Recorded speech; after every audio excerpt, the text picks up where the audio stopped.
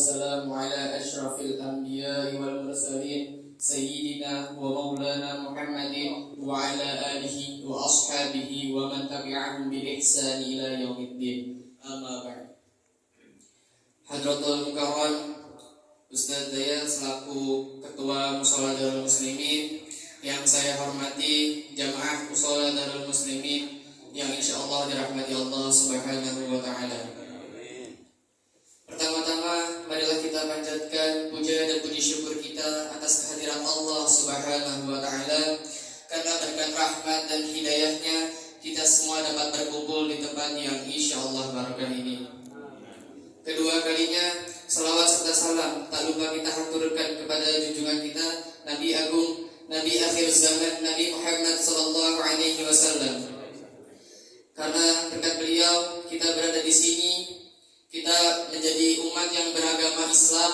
Islam telah dibawa dari zaman yang kegelapan menuju zaman yang terang benderang, yakni akhirul Islam. Kita nggak usah formal-formal ya bapak-bapak, ibu-ibu sekalian. Kita nyantai-nyantai aja, kita di sini sharing-sharing, kita berbagi ilmu. Kita nggak usah, saya nggak di sini nggak berniat menggurui sama sekali, karena kita sharing-sharing aja, kita santai, karena sesungguhnya seseorang yang berada di majelis ilmu itu akan dipermudahkan oleh Allah jalannya menuju surga ya Allah. Amin amin amin ya rabbal alamin. Oke, saya di sini sebenarnya sedikit cerita. Saya waktu di pondok, saya lagi ngumpul-ngumpul sama teman-teman di asrama. Setelah itu ada ustaz saya menyampaikan pesan dari mama bahwasanya saya disuruh mengisi kultum waktu di rumah. Saya panik sekaligus bingung topik pembahasan apa yang harus saya bawa ketika nanti waktu di rumah. Setelah saya pikir-pikir lagi, saya nemu nih, kayaknya ada nih topik yang pas buat kita semua sebagai warga RT 03 dan RT 08, yaitu tentang bertetangga. Jamaah Mushola Darul Muslimin rahimakumullah. Kita sebagai manusia, sebagai umat Islam, kita dianjurkan untuk saling menghormati dan menghargai satu sama lain, terutama kepada tetangga kita sendiri.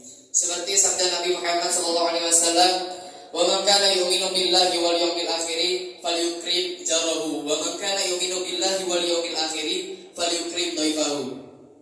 Yang artinya, barang siapa yang beriman kepada Allah dan hari akhir, maka hendaklah ia memuliakan tetangganya. Dan juga barang siapa yang beriman kepada Allah dan hari akhir, maka hendaklah ia memuliakan tamunya. Nah, kita bisa lihat di sini bahwa salah satu tanda keimanan seseorang yaitu ia bisa menghormati dan menghargai tetangganya dan juga tamunya. Jadi, kalau misalnya ada seseorang yang dia tuh jengkel sama tetangganya, jengkel terus jarang seneng lah sama tetangganya, nah itu kayaknya imannya tuh patut dipertanyakan ya bapak ibu sekalian. Selanjutnya Nabi Muhammad SAW mengajarkan umat pada zaman beliau untuk ketika memasak makanan yang berkuah, maka Nabi Muhammad SAW mengajarkan untuk memperbanyak kuahnya dan juga bisa dibagi kuahnya sama tetangga-tetangganya. Seperti sabda beliau, "Idza tabakhta marqatan fa'akthir ma'aha wa ta'ahad jiranaka." Yang artinya, jika kalian memasak masakan yang berkuah, maka perbanyaklah kuahnya dan perhatikanlah tetanggamu. Nah, perhatikan tetanggamu di sini dalam garis bawah itu dibagi. Maka bagilah kepada tetanggamu. Nah, salah satu cara kita menghormati dan menghargai tetangga yaitu dengan cara kita membagi makanan. Nah, zaman sekarang kan menu-menu makanan kan sudah banyak ya bapak-bapak, ibu-ibu sekalian. Jadi ibu-ibu yang masak di rumah, yang lagi masak di rumah, maka bisalah dilebihkan sedikit makanannya, terus dibagikanlah tetangga. Seutama-utamanya tetangga deh bapak-bapak, ibu-ibu sekalian, yaitu di sebelah rumah pas, di sebelah rumah pas. Itu seutama-utamanya tetangga yang harus kita hormati. Bahkan kalau misalnya lebih afdolnya lagi, lebih bagusnya lagi, semua sekitar di rumah kita bagi juga. Nabi Muhammad SAW bersabda, "An Aisyah radhiyallahu anha, an Nabi sallallahu alaihi wasallam, ma zala yusini Jibrilu sini Jibrilu bil jari hatta dhanantu annahu sayuwarithuhu. Yang artinya dari Aisyah radhiyallahu anha, dari Nabi sallallahu alaihi wasallam bersabda, Jibril terus-menerus mewasiatkanku perihal tetangga, sehingga aku berpikir bahwa tetangga adalah akan menjadi ahli waris.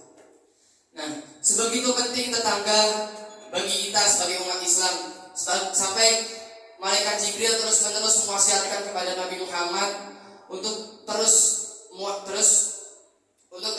menghormati dan menghargai tetangga-tetangganya. Nah, kesimpulannya Bapak-bapak, Ibu-ibu sekalian, tetangga adalah orang terdekat kedua setelah keluarga kita. Jadi mau bagaimanapun, mau dalam keadaan apapun, kita perlu tetangga.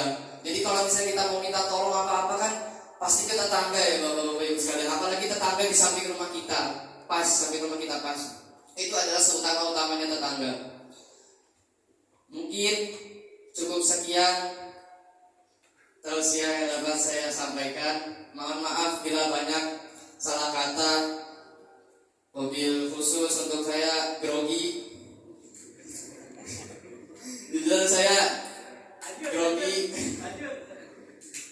Oh iya, sedikit cerita. Waktu awal-awal 15 Ramadan, waktu saya masih di pondok, saya mengaji kitab Fadhailul Amal. Nah, dalam kitab Fadhailul Amal terdapat bab yaitu bahwa laki-laki itu ada 3 cobaannya. Dicoba keluarganya, dicoba hartanya, dan dicoba tetangganya. Nah, di dalam 3 cobaan ini ada 3 juga obatnya, yaitu puasa, sedekah, dan juga sholat.